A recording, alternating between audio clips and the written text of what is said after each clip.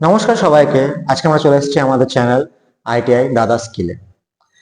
আজকের ভিডিওটা সম্পূর্ণভাবে করা হচ্ছে সেই ছাত্রছাত্রীদের জন্য যারা আগে ফেজ ওয়ানের যে অ্যালটমেন্টটা পেয়েছিল তারা তারা ওই কলেজে থাকতে চায় না, তাদের জন্য শুধুমাত্র।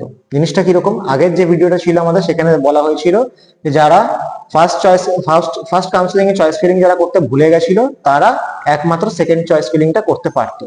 কিন্তু যাদের ফার্স্ট কাউন্সিলিং এ চয়েস ফিলিং করা হয়ে গেছে এবং তারা অ্যালটমেন্ট পেয়ে গেছে, তারা কি করবে? তারা যদি সেই কলেজটা যাতে পছন্দ না হয় সেক্ষেত্রে অন্য কলেজ কি করে পাবে তারা? তো তার জন্য আজকে রাতে 12টার মধ্যে তারা নিজেদের অটো আপগ্রেডেশনটা অ্যাক্টিভেট করবে, এবং অটো আপগ্রেডেশনটা অ্যাক্টিভেট করলে একমাত্র তবেই তারা কিন্তু নতুন কলেজের জন্য অ্যালটমেন্ট পাবে। তো সেই পুরো প্রসেসটা আমরা বুঝে নেবো কি করে হবে না হবে, তার আগে দেখি কিভাবে করতে হবে অটো আপগ্রেডেশনটা। তো প্রথমে আমরা চলে আসবো হচ্ছে WBSCBT সার্চ করে নেবো। প্রথম যেটা থাকবে কমন অ্যাডমিশন 2025, এটা ক্লিক করব। এটা ক্লিক করে ওয়েবসাইটের মধ্যে ঢুকবো। তোমাদের প্রোফাইলে তোমরা সাইন ইন করবে, সাইন ইনে ক্লিক করবে। সাইন ইনে ক্লিক করার পরে অ্যাপ্লিকেশন চলে আসবে, তোমাদের ফোন নাম্বার দেবে এখানে, আর এখানে তোমাদের পাসওয়ার্ড যেটা তোমাদের ডেট অফ বার্থ আছে, লগ ইন করে দেবে। লগ ইন করলে তোমাদের প্রোফাইলটা ওপেন হয়ে যাবে। প্রোফাইলটা ওপেন হওয়ার সাথে সাথে তোমরা ঠিক এরকম ব্যাপারটা দেখতে হবে যাদের অলরেডি অ্যালট হয়ে গেছে। ঠিক আছে, যাদের অলরেডি অ্যালট হয়েছে তাদের জন্য কিন্তু এটা, যারা ফার্স্টে চয়েস ফিলিং করেছিল। দিয়ে এখানে তোমাদের অ্যালটমেন্ট স্ট্যাটাস উপর ক্লিক করবে, তাহলে তোমাদের অ্যালটমেন্ট লেটারটা ওপেন হবে, প্লাস এরকম একটা অপশন লাস্টের দিকে থাকবে। তো এখানে তোমাদের সবকিছু ভরা থাকবে, আমি এখানে ব্ল্যাঙ্ক রেখেছি।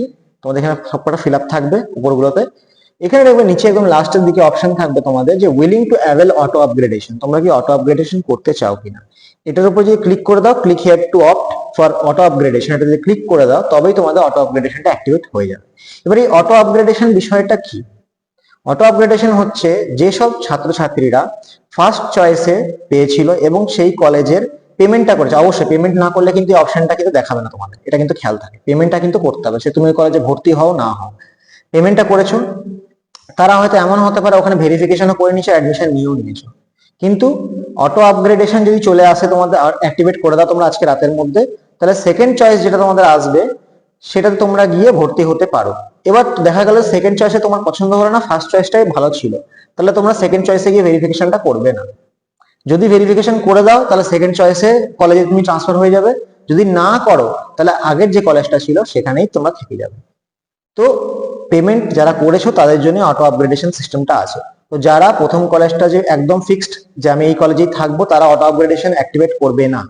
যাদের প্রথম কলেজটাই ভালো লেগেছে তারা অ্যাডমিশন নিয়ে নিয়েছো, তারা কিন্তু করবে না। কিন্তু যারা পেমেন্ট করে অ্যাডমিশন নিয়েছো আর তারা চাও যে না আমি অন্য কলেজে ট্রাই করতে চাই, যে অন্য ভালো কলেজ যদি পাই, সেক্ষেত্রে তারা অটো আপগ্রেডেশনটা ক্লিক করে অ্যাক্টিভেট করতে পারে। তো এইভাবে তোমাদের প্রসেসটা চলবে। আর অবশ্যই কাল থেকে সেকেন্ড অ্যালটমেন্ট তোমাদের শুরু হয়ে যাচ্ছে, সেকেন্ড ফেজের অ্যালটমেন্ট। তো এটা কিন্তু অটো আপগ্রেডেশন কিন্তু আজকে রাতের মধ্যে করবে, নাহলে কিন্তু কালকে তোমাদের সেকেন্ড কাউন্সিলিং এ নাম থাকবে না নেক্সট অ্যালটমেন্টে। তো এইটুকুর জন্য ধন্যবাদ সবাইকে। তো ভালো থাকবে সবাই। এখানে আমরা ভিডিওটা শেষ করছি আজকে। আর লাইক, কমেন্ট, শেয়ার এবং সাবস্ক্রাইব আমাদের চ্যানেলটায় করে দেবে। Thank you.